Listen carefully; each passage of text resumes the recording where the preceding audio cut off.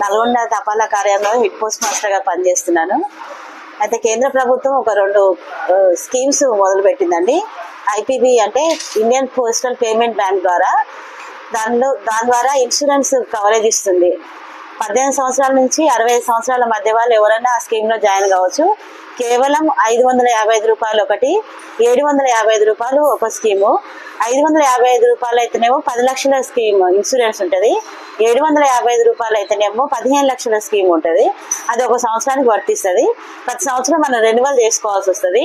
దాని ద్వారా శాశ్వత అంగవైకల్యం వచ్చినా, లేకుంటే పెరాసిస్ లాంటిది ఏమైనా వచ్చినా, లేకపోతే చేయి కాలు తీసేసినా కూడా ఇన్సూరెన్స్ వర్తిస్తుంది. అంతేకాదు హాస్పిటల్ అడ్మిట్ అయినా కూడా రోజువారీగా 1000 రూపాయల వరకు ఖర్చులు కూడా భరిస్తుంది. అంతేకాదు ఒకవేళ చనిపోయినా కూడా మరి క్రిమేషన్ ఛార్జీలు కూడా 5000 వరకు ఇస్తుంది. ఈ స్కీమ్ చాలా